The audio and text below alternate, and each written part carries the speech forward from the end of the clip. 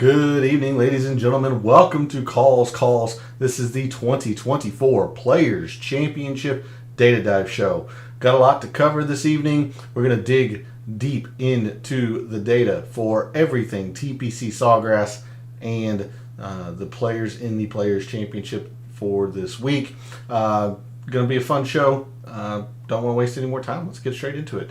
All statistics provided tonight and every night are from FantasyNational.com. It is the best golf analytics tool out there for your money. It's going to make you a much smarter golf gambler and a much better golf DFS player. Go check out FantasyNational.com. You won't regret it. In the description to the video, there are links to all the social media where I posted some research earlier today around the previous winners of the Players Championship going back all the way to 2012 and a little bit of additional information since the tournament moved to March on the schedule. So if you want to see the weekly research that I do for the PGA Tour for this week and every week, then give me a follow over at your preferred social media site. X is also where I place my weekly betting cards and my top player usage in the DFS contests that I play. That comes out every Wednesday after the DFS Tactics show. So if you want to see those pieces of information, then give me a follow over at X. And then speaking of Wednesday night, lastly for social media, Gabe's Twitter handle or X handle is in the description. He writes a very good article called The Fringe. It's a very good way to start your week of preparation, and he continues to update you throughout the week with his own version of course history, recent form, all of that. And if you are a subscriber to his article, which is free to do, by the way, you're going to be able to join us in his Substack chat every Wednesday night as he is gracious enough to host me over there, and we continue the DFS talk over in his Substack chat. We finalize our lineups, do a lot of the ownership game theory over there, our top plays, our biggest fades, all of that. So if you want to continue the DFS discussion after calls, the only way you're going to be able to do that is if you're a subscriber to his article. Again, it is free to do so. So go show him some support. Follow him over on social media and subscribe to that article. And then lastly, we are live. Chat is open. Want to hear from you all. What wagers have you made, if any, for the players this week? Who are you targeting in DFS? Perhaps some players that you are staying away from. How do you think Sawgrass is going to play? What are you targeting in players? Are you targeting accuracy? Are you targeting putting? Would love to hear from the community and chat in that regard. But let's dig into the weeds of the data for the 2024 Players Championship. And we start, as we always do on a Monday evening, with the extended forecast over at Windfinder. Now, with the tournament being, some 60 plus hours out, not going to put a whole lot of emphasis into this, but you see Thursday looks fairly calm, perhaps picks up a little bit in the latest portions of the day. Friday looks pretty gusty in terms of wind. Saturday and Sunday, much the same in terms of gusty. So hard to say right now whether or not we want to have a focus on a half of the draw or whatnot, because that has been a big factor the past couple of years, that really it's just been one half of the draw that you've wanted to focus on for the week. So hard to say this far out, but it does look like wind appears to be a factor as it normally does here at Sawgrass. But there is a look at the extended forecast for the tournament this week. So we'll move to Fantasy National. I'm going to do something a little bit different tonight and moving forward. You see, we've got this time frame to the last 3 months. We're only going to be looking at data since the century. Now, I think we have enough rounds, or at least most players have enough rounds to make it statistically significant that we're just going to be looking at the 2024 season. Of course, I could look at just the 2024 season here, or check that filter. But again, most players have into the 20s or at least in the high teens, especially this week, in terms of rounds. Steve Stricker the only one who has not played a PGA Tour round. Everyone else has at least or at least 2 tournaments or 4 rounds. In fact, Norlander has 2 tournaments. The Puerto Rico is still has not been loaded into Fantasy National. Now the Arnold Palmer has, but you see the Puerto Rico has not. And Norlander played last week in Puerto Rico. So hopefully we'll get that information before Wednesday. But otherwise, most everybody in the field this week has enough rounds to make it statistically significant. So in 2024, our top performers in the field this week have been Scotty, Matthew Pavone, Xander, Sam Burns, JT, Keith Mitchell, Doug Gim, Will Zalatoris, Eric Van Rooyen, and Ben On. Little surprised to see a couple of these names, particularly Keith Mitchell, who has seemingly, to me, has not had a whole lot of success, but a top 10 at the Cognizant Classic, formerly the Honda, which he's a former champion of. I completely forgot that he top 10 the American Express. He's got a couple of top 20s. But his irons have been locked in a little bit lately. So perhaps somebody that you might want to take a look at, especially if you think it's going to get more difficult, as he is somebody to target when it is difficult. So there's your top 10 in terms of total performance in the 2024 season. I'm going to have to uncheck that filter. Let's do a couple of quick recaps here. I'm going to bring in the last 2 years, and we're going to look at Pete Dye Designs. This is Pete Dye's main course, his shining jewel, if you will, most famous aspect of a Pete Dye design. So on Pete Dye Designs in the past 2 years, your top performers have been Xander, Scotty, Keegan Bradley, Patrick Cantley, Adam Hadwin, Justin Thomas, Carson Young, Minwoo Lee, Jordan Spieth, Sung Jae, and Hideki. Now do note which courses these are. This is Harbor Town, host of the RBC Heritage, which is played the week after the Masters.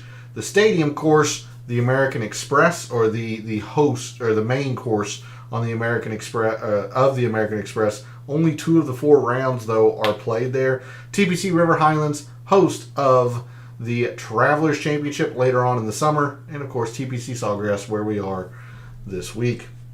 So there's a look at your top Pete Dye design players or performers. We can take a quick look at moderate and windy. It does appear that wind could be a decent factor after looking at the wind finder forecast. Yeah, I think most players have enough rounds to make this statistically significant. Most have above 20. So your top players in the past 12 months or 36 rounds in moderate and windy conditions: Scotty, Patrick Cantley, Victor Hovland, Wyndham Clark, Xander, Corey Connors, Rory, Denny McCarthy, Jordan Spieth, and Matt Fitzpatrick. All right, I'm not going to do a whole lot more. I've been toying with the idea of looking at the difficult scoring relative to par filter because, I need one more tab up here. That is these. I've been thinking about the difficult only because since 2019, you've only had 1 round of easy. Everything else has been average or difficult. And even even in calm winds, a lot of times it plays to average. I would be interested to hear the community's take on that. Like I said, I'm kind of going back and forth with myself on that, whether we want to look at the difficult scoring relative to par. It's definitely not going to be easy by any means, but if you are inclined to look at the difficult end of the spectrum, your top performers when rounds are difficult: Scotty, Wyndham Clark, Rory, Victor Hovland, Xander, Tommy Fleetwood, Patrick Cantley, Ricky Fowler, Russell Henley, and Jordan Spieth. Again, not too terribly sold on that idea since the majority of rounds do play to average, but there is that list for you. Let's see. Going to bring this back in to the last 3 months, or the 2024 season, I guess would probably be the easiest way to go about that. Let's just go ahead and go to the prior leaderboards at the Players' Championship, see which metrics play well, and see if we can't decipher who those players are that are in best form in those metrics in the field this week. So looking at last year's leaderboard in terms of strokes gained, top 18 here. Only one player negative in off the tee, only 2 players negative in approach, and Minwoo Lee did not do anything with his irons. It was all in the putting. I'm not sure if I want to put a whole lot of significance into the off the tee because a lot of these numbers are kind of middling. 4.5, 5, 4.5. I imagine that's kind of at the top. I mean, you do have Cantlay, who's near a 6. And again, you do have your cut making, but, a 44th from Harmon, a 65th from Smalley, 51st, 54th. Not terribly confident that off the tee is going to be a major factor like the stats were saying last night. Instead, I do think it's in the approach, and look at these numbers here: 9 and 8.5, 7.5, 7.5. If you sort on it, just a huge amount of correlation up here at the top. I mean, the worst performers up near the top are middling performances. I mean, Tommy Fleetwood's just outside the top 25, surrounded by your winner and runner-up and several top 5s, top 10s. So clearly the approach is where I am focusing most of my attention this week. If we look at around the green, again, some cut making. You got Matt Wallace, who is a pretty good around the green player. Nick Hardy performed pretty well, but it's pretty. You get into the 2s pretty darn quickly with the around the green. I don't think it's correct to ignore it, considering you've got a lot of excellent performances here. Top 20s. Your winner was really high in around the green. Top 10s and top 20s. I just don't think it carries a whole lot of weight. We saw this in the course breakdown last night that off the tee and around the green are pretty similar. Around the green does start catching up as you move up on the leaderboard, and for the winners, around the green surpassed the off the tee, but they're pretty even.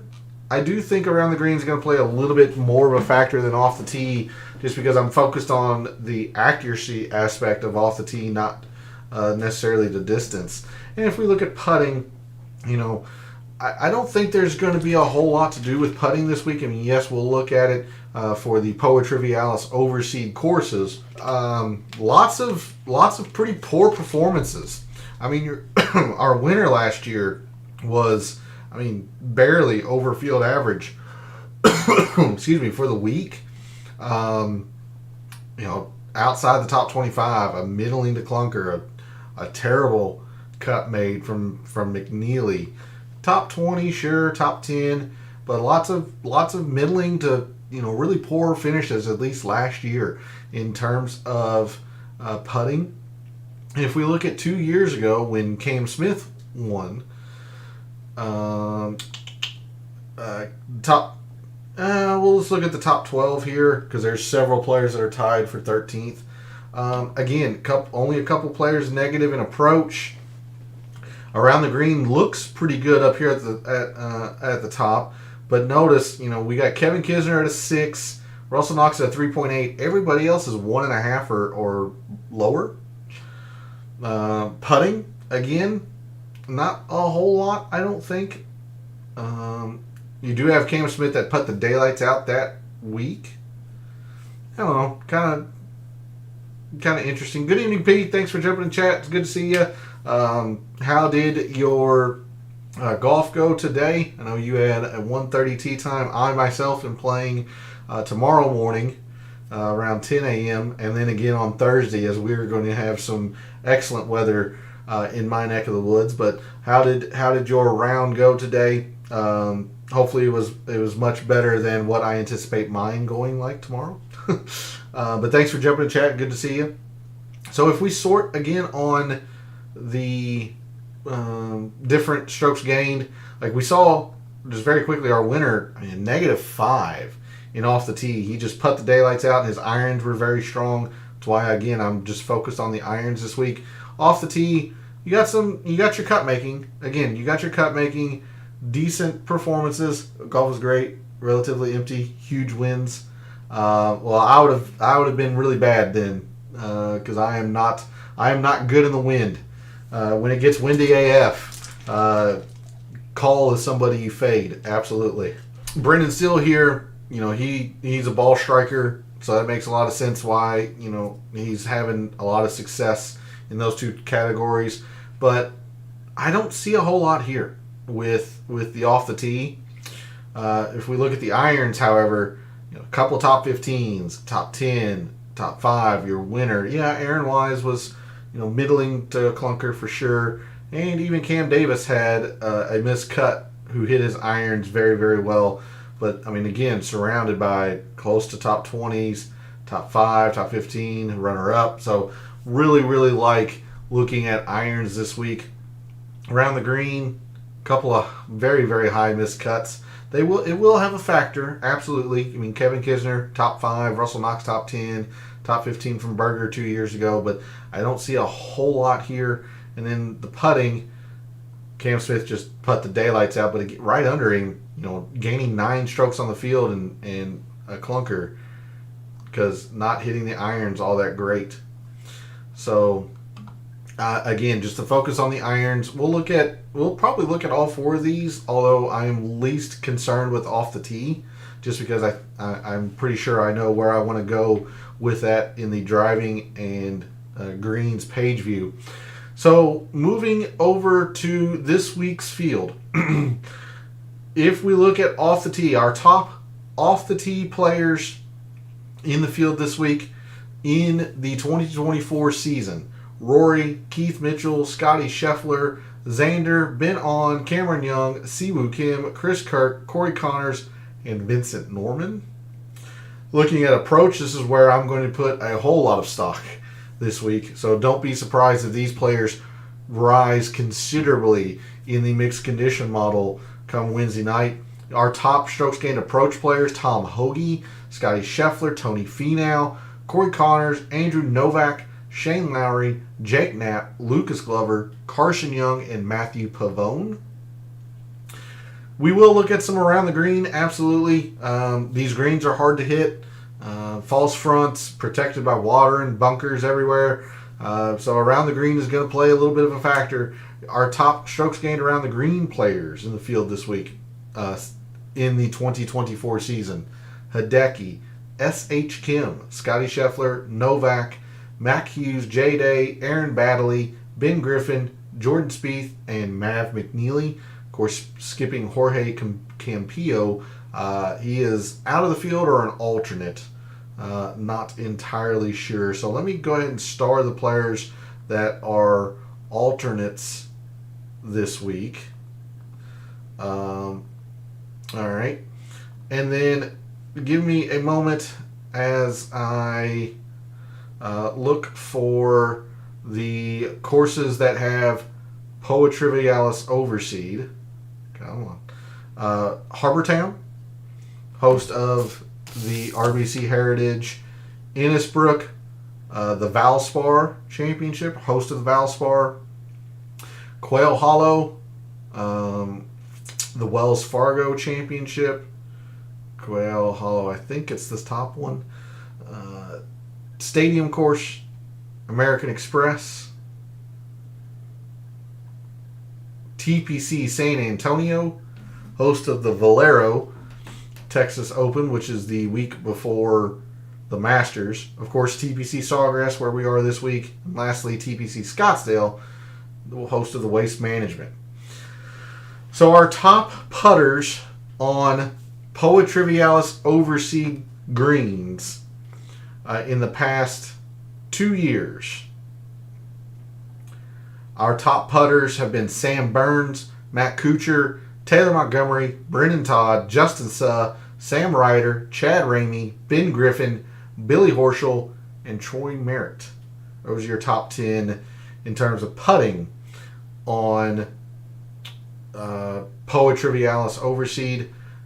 Important to note, right under them, 11th, Brian Harmon, who has not missed a cut here. Patton Gazzire, who is an alternate, but if he gets in the field, he's top 20. Has not missed a cut in the 4 years that the Players has been in March, not May. The others, of course, Justin Thomas, pretty far down here, 91st. We got Tom Hoagie, 147th. Although he is putt fine at the Players specifically, but really, really bad on the surface in general. And then lastly is McCarthy, who is just a premier putter, but surprisingly just inside the top 25. But anyway, just showing you why I don't think putting is a big deal at all this week, considering the players that have performed the best since moving to since the Players moved to March, and their putting performance hasn't really been all that great, and it hasn't stopped them from performing well here. So take that for what you will with that. We're going to move or get this prepared for the fairways and greens. And let's take a look at the fairways and greens from the past couple of years. Now, last night, I was pretty adamant about the good drives gained, although I do want to see about this fairways gained number. Looking at distance, just not a factor. Scotty generally has a lot of distance, and Cam Davis has a lot of distance. Minwoo Lee moves it. But, most of these players are right around field average or negative, because there are places at Sawgrass where you just have to play conservative off the tee, whether that's playing with 3-wood or trying to finesse a driver somewhere. Distance just isn't. You're not gaining a whole lot with the distance. You see a few players negative in fairways gained. A lot of players are pretty solid in this good drives gained. So if we sort. Again, the fairway finders are generally you're going to be your cut makers. Now, Scotty was a little bit further down, your winner. Some elite performances, but not a whole lot of correlation, because your top fairway finders were pretty clunker of made cuts. You look at good drives gained, much more correlating. Top 20, top 10, yeah, Tyler Duncan sure was a clunker, but top 10 winner, pretty high up here. Top 15 even. So I'm really liking this good drives gained metric for this week. Greens, Scotty led, so you definitely want to take note of that. Anytime the winner of the tournament leads in a category, definitely want to make note. But again, some solid correlation other than maybe Woodland, Duncan, Will Gordon a little bit further down, but fairly solid correlation in the greens. But you quickly get into 5.5 and 4.5, and those are pretty smaller, or those are smaller numbers for greens. So interesting, I think. But I'm more so leaning into this good drives gained, even though Cam Smith seemingly didn't hit a fairway at all in 2022. Again, remember, this is the crazy weather couple days that they had in Sawgrass, at Sawgrass and Ponte Vedra Beach. Again, some good numbers here in the good drives gained. Fairways, again, some cut making. You even have a miscut from Martin Laird that's pretty high up here in the fairways. You got your cut making generally, but nothing in terms of elite correlation. A couple top 10s, top 10, but nothing great. Whereas a little bit more correlating in the good drives gained, I think, here. Top 10, runner up. A miscut again from Martin Laird. A couple more top 10s a little bit further down. Surrounded by top 15, a couple top 25s. Not as correlating as 2023. Interesting. Other than let's see what we got here. Other than Aaron Wise, who was pretty poor, several of your top 10s up here in terms of greens. But again, you get into the 5.5s and 4.5s pretty darn quickly. Let's take a look at 2021, just because 2022 was so, it didn't seem like it gravitated towards anything there. 2021, your JT wins. There's your top 16.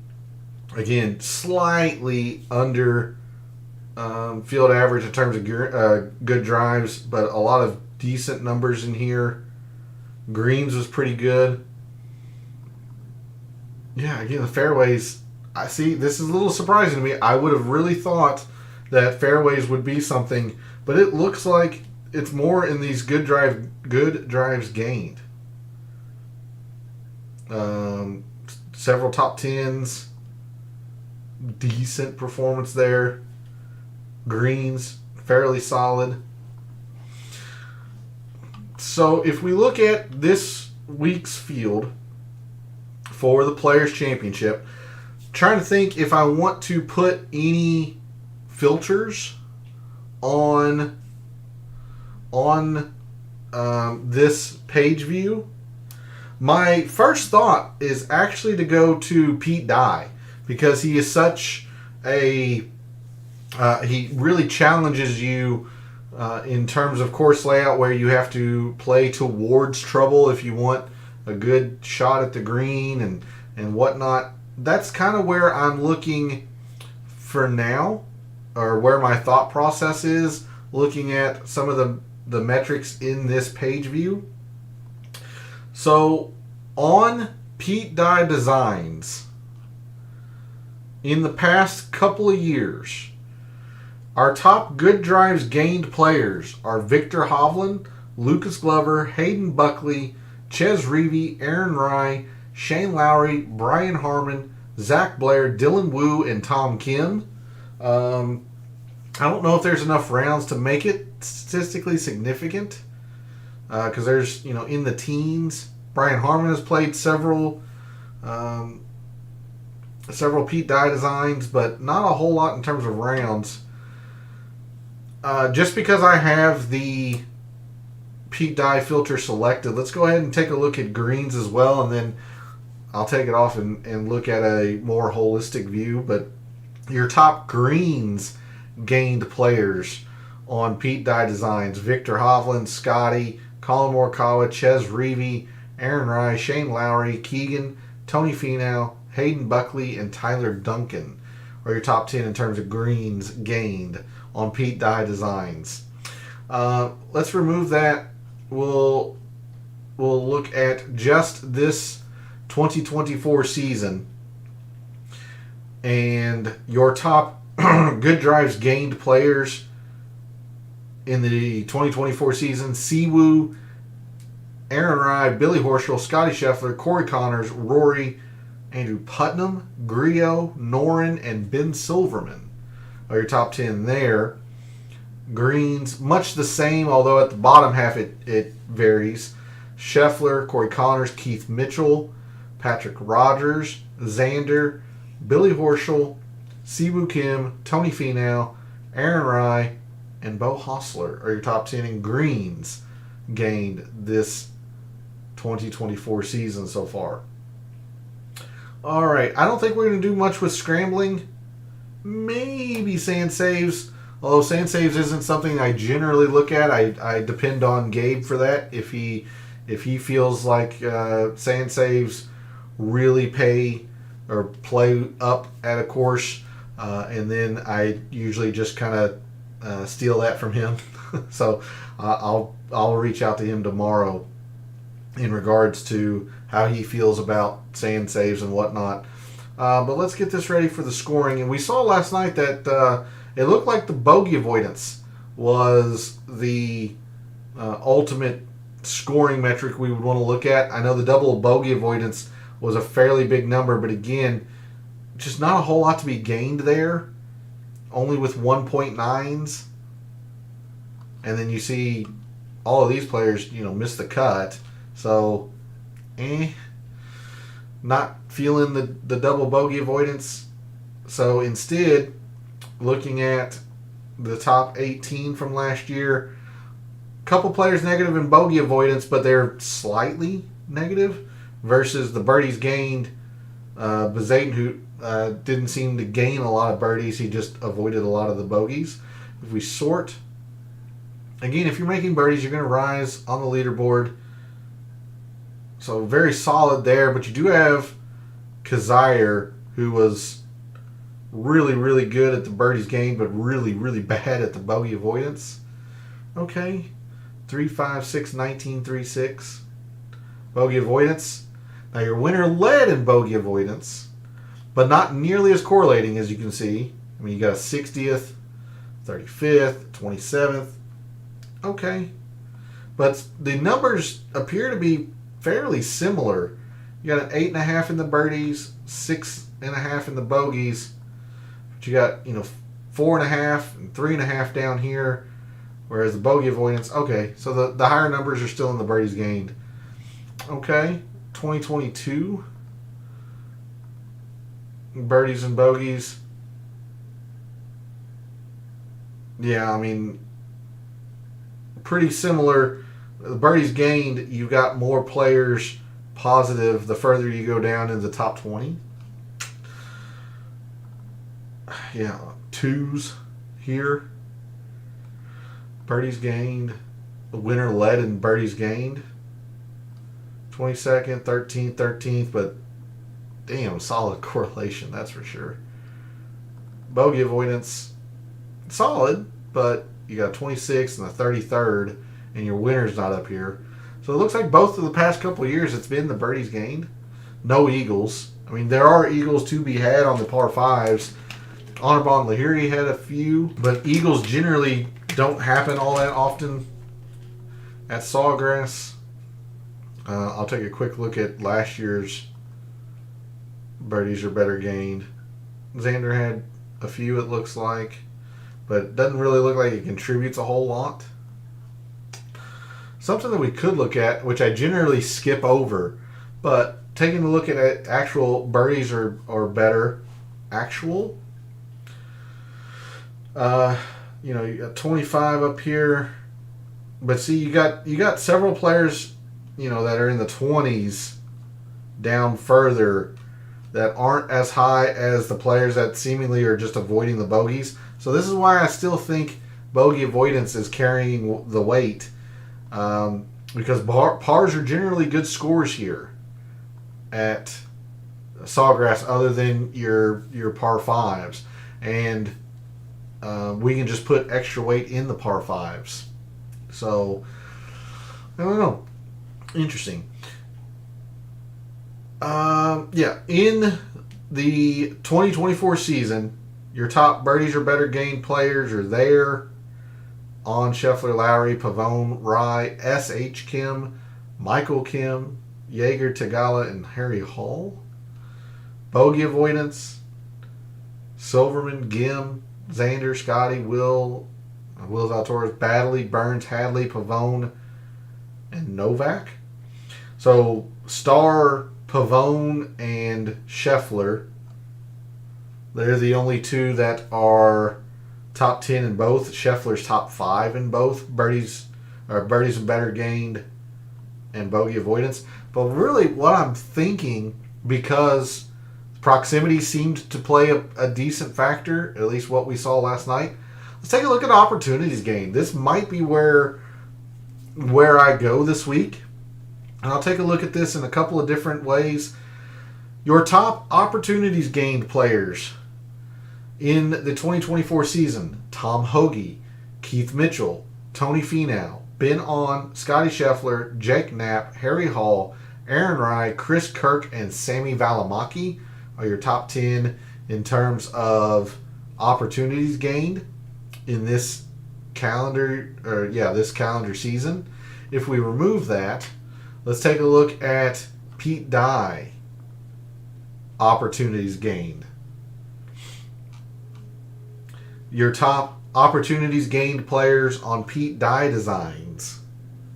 Past couple of years, Justin Thomas, one of the players that has been perfect at Sawgrass the past 4 years. Keegan, Colin Morikawa, Patrick Cantlay, Rory, Ches Reavie, Scotty, Cam Young, Tyler Duncan, and Luke List. All right. There's Hoagie a little bit further down here, who's perfect. Kazire, perfect. When I say perfect, 4 for 4 in making the cut here at the Players since it moved to March. So interesting. I kind of like the opportunities gained this week. Is where I think I'm leaning. All right, moving into proximity. I am quite interested in this, considering total procs looked like it was something. It didn't look like there was a specific range that really stood out last night in Microsoft Excel. Not a whole lot stands out here. You got several players that are negative in each of these ranges, except for maybe the 100 to 125. That seems fairly solid, but there's some pretty big negatives in here. Total procs might be something. Yeah, I mean that's pretty decent correlation. 6th, 3rd, 19th, 19th, another top 20, runner-up, 3rd, your winner. A little bit further down here, but at the very least, you've got some cut making in here with your total procs. Okay. We'll go through each of these ranges, as I just don't have a strong feel on if any of them matter a whole lot. No, you got some great performances and some missed cuts. Okay. A couple of high missed cuts. 125 to 150. Missed cuts up there a lot. Oof, this is really strong at the top. Yeah, other than Harrison Endicott, this is pretty strong here. This 150 to 175. 3rd, 13th, 6th, 2nd, 19th, 19th. That's fairly strong, I would say. Okay, maybe a little bit. Maybe you're cut making here.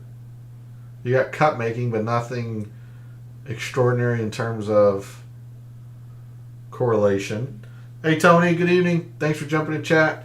Ryan Harmon is popping up often. Yes, he is one of 5 players who is 4 for 4 at making the cut since the Players moved to March on the schedule.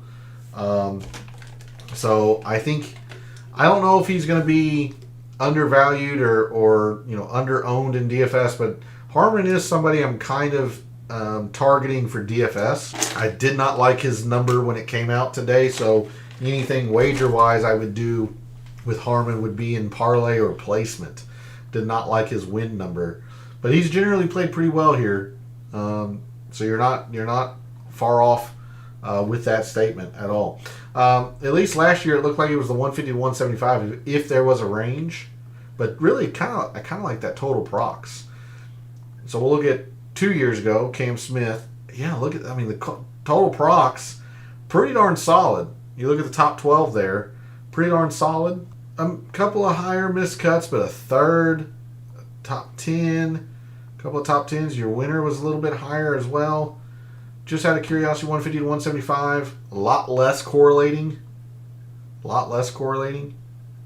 So I do like this total procs, and that's why I kind of like the opportunities gained, because those two seemingly go hand in hand a little bit.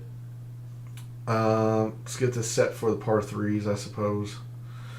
So your top proximity or total proximity players this calendar season, the 2024 season, top total procs players, Tom Hoagie, boy, he has popped a lot as well.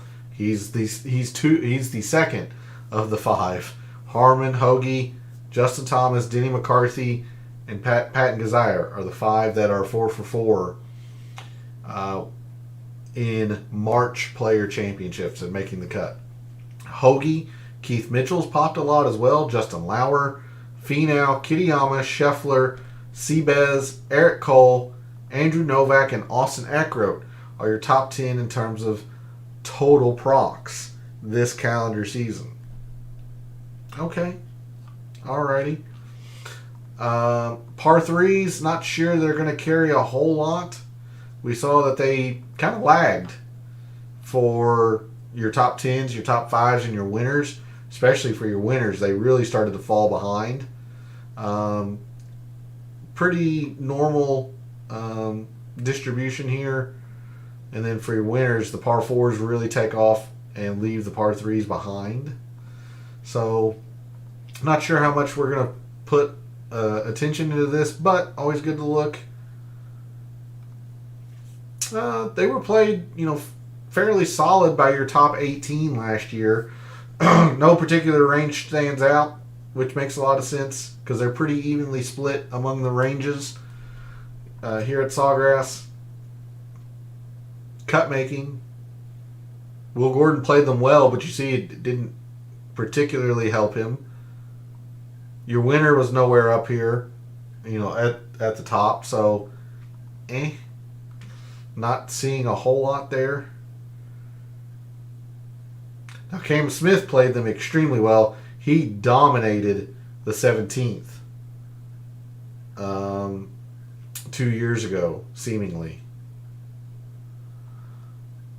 But again, your winner in the par 3s, or I say the winner, your leader in par 3 performance was a very, very middling finish. More correlating in 2022 in terms of total par 3s. But I don't see a particular range that matters the most. So our top par 3 performers in the field this week, this calendar season: Horschel, Tom Hoagie again, Grayson Sigg, Will Zalatoris, Denny McCarthy, Chan Kim, Rory, Pavone, Eckroat, and Grillo. Moving to the par 4s, this is where some things will start to make some sense. And I was a little surprised. I did a little bit of digging earlier today. There really isn't a range of par 4s. Even though half of them fall between 450 and 5, if we actually go and look at the Excel data here in a moment, or once we go and look at the Excel data here in a moment, there doesn't appear to be a leader in terms of which range. And that kind of plays itself out here. You've got a few players negative in all of these. Instead, it's just kind of the par 4s in general. Just play them well. Hideki slightly less than field average. Hoagie was essentially field average. You look at the different ranges. A 5.8 led there, and he was a top 10. 5.3, top 20 in the winner. 455 was a 6.5. So, doesn't appear to be any particular range of par 4 that matters the most. They just need to be played pretty well collectively. Maybe, look here. I was going to say the 400 to 450. That's the range that has the least. It only has 2 of the 10. Instead, you get 5th, 6th, 13th, 13th. Yeah, middling from JT. 1st, 2nd, 9th. Pretty strong there. So, top par 4 performers: Scotty, Ben On, Shane Lowry, Matthew Pavone, Seabez, Ben Silverman, Xander, Peter Malnati, Andrew Putnam, and Justin Thomas. And then lastly, par 5s are going to be a pretty big factor. But again, I don't know if there was a particular range that mattered the most. You just got to play them well. Scotty, 5, almost 6. Hoagie, almost 6. Hideki, almost 7. 5th, 19th, 1st, 3rd, 6th. Kind of falls off after that, but your elite performers at the par 5s really skyrocket on the leaderboard. Let's see. 2 from 500 to 550, and then 1 that is 558. So you could conceivably say maybe the 500 to 550. And that seems to play out here a little bit. Not overwhelming, but a little bit maybe. Yeah, because you got some miscuts pretty high up here, but I still think it's just the par 5s in general, since they're pretty well evenly distributed. Second, 13th, 13th, fourth. Couple high miscuts, sure, but it's just kind of par fives. So our top par five performers, Doug Gim and Minwoo Lee lead the way in the par fives. Nick Dunlap, Tony Finau, Eric Van Rooyen, Scheffler, Mitchell, Burns, Zalatoris, and Hostler round out your top 10. All right, been going for a little while. We got plenty to cover in Microsoft Excel, so let's go ahead and get to that. First, I like to look at last year's mixed condition model, see how it performed, what I looked at, and areas that we think we can improve. So, looking at last year's mixed condition model, 1, 2, 3, 4, and 5. So 5 missed cuts in my top 20. Sure, that's fine. Kind of sucks that the top 2 were missed cuts for me, but it is kind of, overall was fine. Scheffler was only 19th in my rankings, probably due to the very, very high course value. He had added miscut and a 55th place finish, and then comes and wins. So nothing screamed that he was a horse for course per se. Rose was good, sub 5% or right at 5%. I imagine he was a little bit higher than that, but top 10 from Justin Rose was a good, solid suggestion. Let's see. Others here. Xander, I can't believe he was only 9.5. He was probably a little bit more popular than that, but still a top 20. Morikawa was probably a little bit more popular as well. Rory missed the cut. Connors and Bradley. So pretty middling. Of course, my number one player was actually Jon Rahm, but since he withdrew, I removed him since he would have thrown off some of the averages. But what did I look at last year? 15% strokes gained approach makes a lot of sense. If anything, I'm going to be increasing that percentage for this year's model. 15% par fours. Okay, maybe a little bit heavy. I did have 10% off the tee. I think that's a little bit too heavy. I'm definitely going to back that off a little bit. Maybe into the 5%. Might have a filter if the wind picks up or something, but 10% feels a little bit too heavy and off the tee. I did have 10% birdies or better gain on Pete Dye courses, so you can see the emphasis I put on Pete Dye designs. Good drives gained and greens, both of them, which we looked at tonight. This exact same metric and filter combination, I did look at those, so we'll see if those were any good predictability wise. 10% in par fives, maybe a little light. I could see the argument to go into 15%. 5% opportunities gained on Pete Dye designs. 5% scrambling long rough. Makes sense because they do keep the rough long here. 5% 200 plus procs. I don't like that one. It just didn't seem to play out all that well last year, and when we look at the predictability, it wasn't very good. And then 5% par threes makes a lot of sense. These are clearly the least important holes here at Sawgrass. So how good were these in terms of predictability? The approach was pretty solid. With so many players, 142. We're trying to get under 50. So approach pretty solid. Par fours were pretty good. They were okay. Off the tee a little bit less so. Birdies are better gained. Now remember, these are all with the Pete Dye filter. So good drives gained, little worrisome. Maybe the good drives gained isn't the metric to use for the Pete Dye design. Maybe it is, and last year was bad, just a kind of an outlier or a bad year for it. But it wasn't very good predictability wise. Greens and birdies. Birdies are better, was okay. Greens a little bit less. Par fives were okay. Again, we're trying to get under 50, but this was the third best performing metric.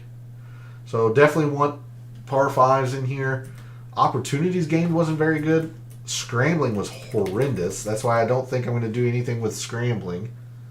200 plus was wrong. 68 is really bad. And then 56 for the par threes. They're only going to carry 5%. So yeah, definitely need to add some around the green. So we're definitely going to be adding that this year. A little bit too heavy on the off the tee. I did like the idea of the good drives gain on Pete Dye designs, but you know that was a pretty poor, pretty boring predictability. So maybe that's not the way to go with it. But the best performing or best predictability metric was in the approach, and that's why I'm going to have even more weight than 15% in it this year.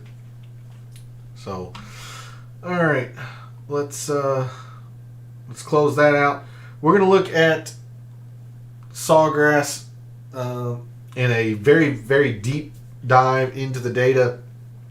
This really comes in with the par 3s, 4s, and 5s. But we'll take a look at all of it.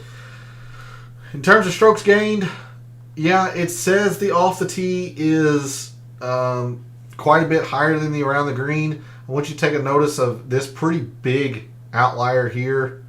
So if we were to remove that, yeah, it is a little bit more than the around the green, but I don't know. I'm just not a big believer in off the tee here. I'm more so thinking it's the fairways or the good drives gained. Because once you remove this year, things will change quite a bit. Iron play, a huge factor. I mean, look, the 2019 Players Championship was the lowest in the irons, and it's dominating most of these metrics. So definitely gonna have a lot of weight in the irons. Around the green, pretty hit and miss. I'm gonna have probably 5% in it. I do think around the green is going to play a factor this year. Putting has really dropped off last year. Now, when Cam Smith won, 2 years ago, is a pretty big factor. I don't know. I'll have 5% in it, but I've got other things that I really want to focus on this year. Distance, again, it's just not a big deal. I'm looking more so in terms of good drives gained and greens. These greens numbers are decently big, but it's been slowly losing year over year. So I don't like that trend. Good drives gained, okay. Surprising to see fairways just a flat out negative in 2021. It's probably what's bringing that down so much when compared to other courses. I still like this good drives gained. I think it was right on par with the Arnold Palmer, and that's what we looked at the Arnold Palmer. So I think it's right to look at it. Maybe not a full 10%. Maybe change the filter, but I think it's good drives gained. Looking at scoring, again, I thought about the bogey avoidance, but look at the birdies gained. It's been gaining steam every single year. So probably looking at birdies gained. Maybe birdies are better since there are a few eagles. I do like the opportunities as well. I do like opportunities gained. Bogey avoidance just hasn't been a big thing here the last 3 years. This is where we're going to gain a whole lot of insight on Sawgrass. Looking at the specific ranges of par 3s, 4s, and 5s. Surprisingly, the 17th, playing all of 147 yards, is the strokes gained leader in par 3s. You can kind of think about it, and it kind of makes sense just because of the end of the tournament or the end of the round. Obviously the island green, all the water. So if you're able to avoid a big number there, but I don't like putting a lot of emphasis on one hole. It's pretty evenly split throughout the par 3s, and you're looking at, and I'm doing some very, very rough rounding here, you're only looking about a third of your strokes gained of par 3s in that one hole. So whatever we look at in terms of par 3s is going to be total par 3s, but there's not going to be a whole lot of it. As I was mentioning with par 4s, look how even these are as well. You're just going to have to play them pretty solidly just throughout. Now, last year the 400-450 was the lowest by a decent margin, but that was an outlier year. 450-500 have been the most consistent. So if you're looking for the consistency, maybe you look at the 450-500. But really, these are about 30%, maybe up to a third in terms of the total in strokes gained par 4. So again, we're looking at total par 4s. And then par 5s, a little bit more than a half, more so like 60% in the 500-550. Again, 2 of the 4 par 5s measure to here on the scorecard, and then this one measures to 558, so you could easily see that falling under 550 a day or two. But looking at this number compared to the par 3s, it's not close. 191 versus a 13 something. So definitely going to have a whole lot in the par 5s. If you're going to look at a range, it's the 500-550, but I'm kind of preferring just total par 5s. I think where I looked at the 200 plus, and the reason I looked at the 200 plus, like 2 of the 3 years have been very solid, and even last year was pretty solid in the 200 plus, but it just didn't lead to a lot of upper end leaderboard success. It's just really kind of total procs. Look at the past 2 years and the total procs number. So that's why I'm thinking total procs or even opportunities gained. But there's a look at some specific Sawgrass data, looking at where the strokes gained fall in the various metrics at Sawgrass, particularly the par 3s, 4s, and 5s, which I really like to look at. Let's round the show off with the early look file, and I'll show you a little bit of the research that I posted to social media. And of course, if you want to see all of it or see the players that fit that criteria, go check out what I posted earlier over on social media, I think on X specifically. But to round the show off, let's look at the early look file and look at the players who, specifically at Sawgrass, who have performed the best at these various metrics that we think are going to play the most prominent. Let's start with the approach. Iron play is just going to be a major factor this week. Eric Van Rooyen, that's a video game number, 11.5 in his 1 year here at the Players. You don't expect him to gain 11.5, but he is in pretty darn good form, so something to think about. It is only one time. Victor has been great with the irons. Siwoo Kim has been great with the irons. There's Tom Hoge again. Keegan. Max Homa has been fantastic with the irons. Pretty good success. Hideki's had some good success. Nick Taylor's been very good with the irons, but a little bit less in terms of overall success. Morikawa, Lowry. There's JT. Look at Rory. Rory's been really bad on the greens here. Really, really bad on the greens here. Zalatoris is 3 for 3. Kuchar's been good with the irons, but horrendous pretty much everywhere else. Damon's been okay. Spieth, he's only 2 for 4 here. Interesting. So there's a look at irons. I'm going to skip around the green just because we're getting close on time. I will look at putting if you want to look at specific Sawgrass putting, because we saw Tom Hoge was really bad on Poa Trivialis, but he's actually been okay here. When I say okay, he's been right at field average, 0.1. I know it's not great, but better than the 147th ranking would insinuate. Ramey, video game numbers, you don't expect that. Same with Taylor Montgomery and Minwoo Lee. In fact, I know he's an alternate, but if he somehow finds his way into the field, Patton Kizzire is 4 for 4 in making the cut. And he's putt well here. McCarthy, much the same, 4 for 4. Brian Harmon, much the same, 4 for 4. So your cut making is with the putter. I think your top end performers are with your irons. See, other players who have putt well and had decent amounts of success. Keith Mitchell, decent amount of success, I suppose. But you see, there's not a whole lot of elite performances if a player has played it multiple times with the putting. That's not what it's about here at Sawgrass. It just isn't. Brian Harman's probably your best. Average finish of 30th. I mean, that's solid, yes. But you look at Todd, good putting, average 60th. Chesson Hadley, average finish of 70th. Simpson, average finish of 80th. It's just not about the putter here. It's really about the irons. I'm going to look at good drives gained. You could argue to look at greens, but I'm being a little bit stubborn. I really do think the good drives gained is the metric I want to focus on. So your top good drives gained players, again, all of these are just one-time. Victor Hovland, there's Will Zalatoris, Doug Gim, a little bit less in terms of success, but good with the good drives gained. Corey Connors, Rose, some pretty darn good success.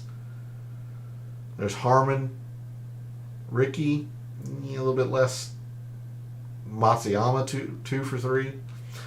I'm gonna skip the no.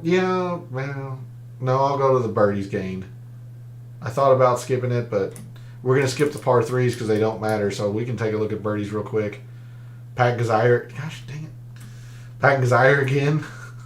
If he gets into the field, Siwoo, Fleetwood, Victor, Keegan. I know he missed the cut last year, but generally been pretty good here at Sawgrass. Hideki, Keith Mitchell again. There's Justin Rose, Hadwin. Okay.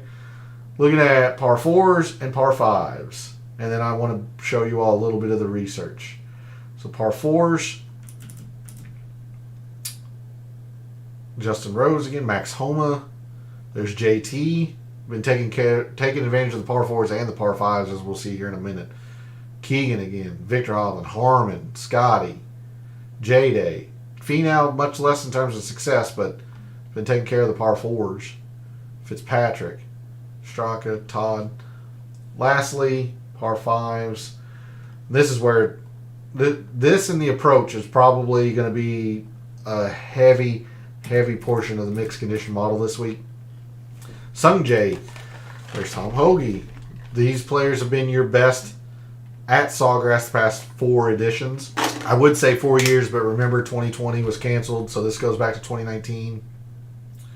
Hideki, JT. Okay, look, I mean, Tom Hoagie, JT, Brian Harman. These guys are the 3 of the 5 that have played every single March Players Championship, and they've made the cut at every single one of them. Yes, you do have several players that are, like 3 for 3, sure, but 3 of the 5 that are 100 or the best at I can't say the best. What's the wording I'm trying to look at? The most consistent. They are 4 for 4. They've made every single cut in the March Players Championship. They're performing at the par 5s. And that's why it's going to be probably the second biggest part of the mixed condition model. I still think strokes gained approach is going to be the biggest, but you just got to play the par 4 or the par 5s well here. They are your scoring opportunities. We're going to end the show off with some research. Let me sort this. Oh, gosh dang it. I want sorted on average finish, smallest, largest. And, number of events and best average finish. But let's take a look at some of the research that I posted today over on X. We're going to start with, again, the winner matrix. A player's performance leading up to their wins. Scotty, a little bit of an outlier. Miscut, 55th, and then wins. But I want you to notice every single winner, even going back to 2012. Top 20 within a year. Top 20 within a couple years. Top 20 within 3 years. Everybody except Scotty has had a top 25 within 3 years of their win. 11 of the 12 had a previous top 25 at the Players within the past 3 years. 11 of the 12 come to Sawgrass off of a top 35 finish, no matter what event it was. Most of them come in off a top 25. Cam Smith was a 33rd at the Genesis, but Scotty was 4th at the API. Top 15 from JT at WGC Mexico. Rory coming in off a top 10 at the API. Recent form is a big deal as well. Not only at Sawgrass, but in general. So those were two big factors. 11 of your 12 had a previous top 25 at the Players within 3 years. 11 of the 12 are coming off a top 35 the last time they played. 10 of them a top 25. And you see 11 of the 12 gained strokes, gained an approach. And you really could probably argue 12 of 12. We just don't get Masters data because it's proprietary. But every single winner, every single champion going back to 2012 gained in strokes gained approach the last time they, the previous tournament before the Players, and they gained a lot. 1.5 here is the lowest. The lowest. You got some gaudy numbers here in approach. So that's why I think recent form over course history. I think that's where I'm leaning. You don't want to ignore course history. I think it's going to matter a little bit, but with all of the water in play, from the GCSA tournament fact sheet, all 18 holes have water in play.